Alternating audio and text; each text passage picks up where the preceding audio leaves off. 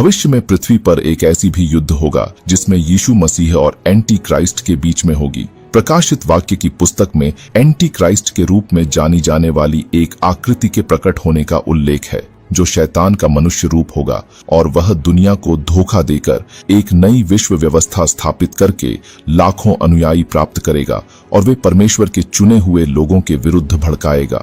और जब anti Christ का साम्राज्य विश्वासियों पर हमला करना शुरू करेगा तो स्वर्ग का एक बड़ी दरवाजा खुलेगी और यीशु अपनी स्वर्गदूतों की सेनाओं के साथ धरती पर उतरेगा। बाइबल कहती है कि एंटी क्राइस्ट के सेनाओं का प्रयास व्यर्थ होगा क्योंकि वे पृथ्वी पर यीशु से पराजित होंगे। नंबर 2, यीशु मसीह के दूसरी आगमन से पहले जब तीसरी तुरही बजेगी तो स्वर्ग से एक तारा गिरेगी। संभवतः वह तारा एक गिरा हुआ देवदूत होगा जिसके गिरने से धरती पर बहुत गहरा गड्ढा होगा और नदियां और झरनों का पानी जहरीला हो जाएगा।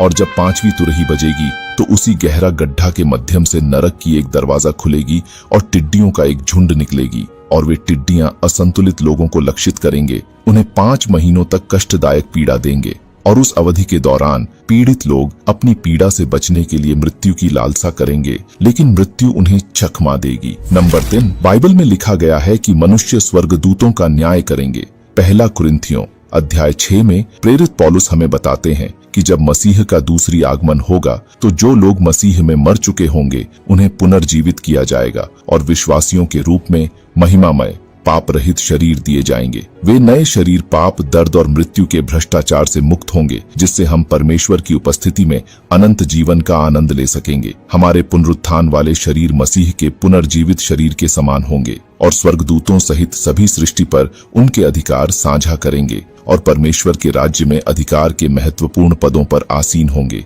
यह अधिकार स्वर्गदूतों सहित सभी सृष्टि पर लागू होगा। विश्वासी नए यरूशलेम में रहेंगे, जो नई पृथ्वी पर एक शानदार शहर होगा जहां परमेश्वर अपने लोगों के साथ रहेंगे, अपने शाश्वत राज्य में विभिन्न भूमिकाएं निभाएंगे। नंबर 4, मत्ती 22 में कुछ लोग स्वर्ग में विवाह के बारे में एक मुश्किल सवाल पूछकर यीशु को उलझाने की कोशिश कर रहे थे, तो यीशु ने उनसे कहा, स्वर्ग में न होगा कोई शादी का हाल, हम होंगे फरिश्तों से मिले जुले ख्याल। न पंख होंगे न प्रभामंडल का नूर, बस जीवन होगा जैसे स्वर्गदूतों का दस्तूर। न चिंता न दर्द न मौत का अंश होगा, बस ईश्वर की सेवा में सारा मन होगा। यीशु ने समझाया, स्वर्ग है खास, यहाँ नहीं थामेंगे हम इस दुनिया का पास। फरिश्तों की तरह हम भी होंगे मग्न ईश्वर की उपस्थिति में, जहाँ सब कुछ होगा सही और जगमग। वह जीवन का नया एक रूप होगा जहाँ सिर्फ ईश्वर ही हमारा ध्यान होगा। यहाँ पर जब यीशु ने कहा कि हम स्वर्गदूतों की तरह होंगे, तो वह एक ऐसे जीवन के बारे में बात कर रहे थे जहां हम पूरी तरह से ईश्वर पर ध्यान केंद्रित करेंगे। और जाने से पहले अगर आप भी मेरी तरह यीशु मसीह से प्रेम करते हैं तो कमेंट में आमीन लिखना न भूलें।